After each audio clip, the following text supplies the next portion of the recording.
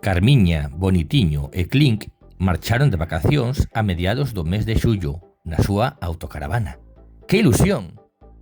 Alí estaban eles, coas súas bolsas de viaxe e a neveira chea, listos para emprender as que desexaban que fosen as súas mellores vacacións. Carmiña, isto de conducir está me molando moito. Canto me alegro, Clink. Bonitiño, dalle un pouco de medo conducir, así que é genial que ti aprendas tan rápido. Sí, é genial, e estáme vindo moi ben para coñecer Burela. Así é, queridos nenos e nenas, o primeiro día de vacacións dos nosos tres amigos, estes non saíron de Burela. Decidiron que o máis seguro era habituarse á autocaravana aos poucos e aprender a manexala ben antes de marchar do pobo. Uau, vaya vila tan bonita na que vivimos, hai moito arte nas rúas. Sí, Clink, é unha vila pequena, pero temos de todo. Agora imos te ensinar onde din que hai un castro. Estamos chegando. Mira, por aí é. Pois eu non vexo nada. Aí só hai leiras e esas pedras grandes. Isto é un castro. Pois vaya decepción, non é como me contástedes. Ai, Clink, o castro de Burela non se ve, pero sabemos que está aí, debaixo desas leiras. Esas pedras grandes teñen nome, chámanse a Pena do Neno. Certo, Clink, chámanse así porque semellan un meniño dormindo ou deitado. Vaya, tedes razón, sí que semella un meniño. Pero volvendo ao tema do castro, e se no canto de ir de vacaciones poñemos a escavar? Non podemos facer iso, Clink. Tes razón, somos só tres, pero mirade, se traemos a todos os nenos e nenas do cole e cada un trae unha pá, facendo cálculos, eu penso que en 8 meses... Para, Clink, non to lees. Iso non se pode facer así. Para escavar un castro teñen que vir persoas especialistas, como os arqueólogos, e facelo ben, de maneira profesional, para que non cause dano. E por que non veñen?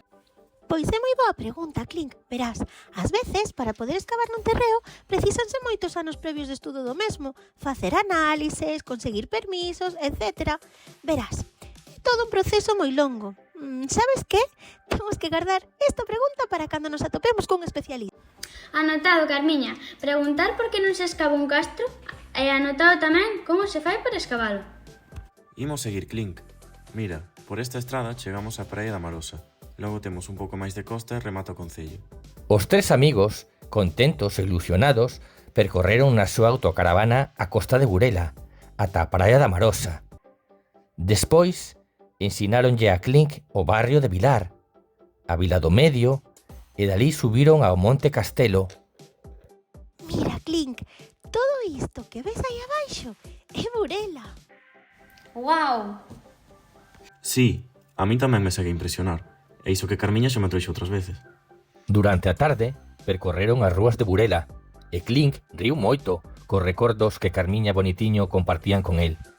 Os dous amigos tiñan historias para contar case de calquera esquiniña de Burela. Pero que contento estou de ter vido a Burela. Sí, Clink, canto nos alegramos. Pero agora debemos descansar, que pola mañá marchamos e imos visitar o castro de Fazouro. Outro castro que non se ve. Este sí que se pode ver, Clink. A verdade é que Clink, coa emoción, tardou en dormir e non paraba de repetir o contento e emocionado que estaba. Carmiña e Clink deixárono gozar das súas emocións, mentres foron recollendo os pratos da cea e preparando todo para ir dormir. Ao día seguinte, saíron por fin de Burela e puxeron rumbo a Fazouro. Conducía a autocaravana Carmiña. Bonitiño ia elaborando un menú de comidas saudables para as vacacións. E Clink, pois Clink ia dormindo. Bonitiño e Carmiña agardaron pacientes a que Clink se asease.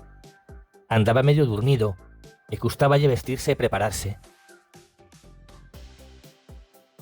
Ai, Clink, non pode ser, porque temos unha visita reservada para a tarde no castro de Viladonga. Está lonxe. Por iso visitamos este castro pola mañá, porque está pretiño de Burela e está na nosa ruta de hoxe. Recordas? Así que debemos cumprila. Despois podes dormir outro cachiño. Vainos levar máis dunha hora chegar a Viladonga. Malia que Clink non estaba moi convencido daquela visita, porque o que máis lle apetecía era dormir, lembrou que el mesmo estivera de acordo en organizala, cando os tres amigos quedaron xa había días para planificar aquelas vacacións. Así que intentou non pensar moito no soño que tiña e atou ben os cordóns dos tenis e baixou da autocaravana. Carmiña e Bonitiño xa visitaran o castro de Fazouro antes, pero para Clink era a primeira vez. Non entendo nada, pero como podía vivir xente aquí? Non vexo vivendas ni nada que me contastedes que tiña un castro. Penso que me estades gastando unha broma e non me gusta. Non é unha broma, Clink. Por que dis iso? Eu aquí só vexo pedras amoreadas facendo muros e formas. Así, mira como fago eu os leos. Clink agachouse para coller unhas pedras planas e comezou a formar un muro con elas. Carmiña miraba para ela horrorizada e Bonitiño estaba a piques de perder a paciencia. Para, Clink. Non podes facer iso, está prohibido. Non podo coller pedras? Hai moitas, só estou xogando con elas. Para, Clink. Isto é un ben patrimonial, un museo, e o que estás facendo é un delito. Bonitiño, moi enfadado e triste, marchou para a autocaravana. Carmiña volveu a colocar as pedras como estaban e colleu a Clink da man para marchar. Vaya comenzo de vacacións que estaban tendo. Xa na autocaravana, Carmiña propúxolles aos seus amigos falar daquilo para intentar solucionar aquel enfado tan grande. Pero eles non querían. Entón, sacou uns contos da maleta e deixouyelos pensando que, coa lectura, calmarían os ánimos. Carmiña arrancou a autocaravana e volveu á estrada para seguir co itinerario que tiñan planificado. A próxima parada era Mondoñedo. Alí ían pasear e xantar. Pero, sabedes que? Que Bonitiño e Clink seguían encabuxados e non foi posible pasear por Mondoñedo. Carmiña tivo que facer soa a comida na autocaravana. Comeron os tres sin conversar. E logo Carmiña, soa tamén, fregou os pratos e limpiou a mesa. Carmiña estaba moi triste. Este comezo de vacacións estaba sendo moi raro e non lle gustaba nada. Pero Carmiña calaba e non dicía nada porque non quería que as cousas se puxesen peor. Pero no fondo, a ela tamén a enfadaba ter que responsabilizarse de todo simplemente porque ela non se enfurruñaba como os outros dous e poñía moi triste o comportamento irresponsable dos seus amigos.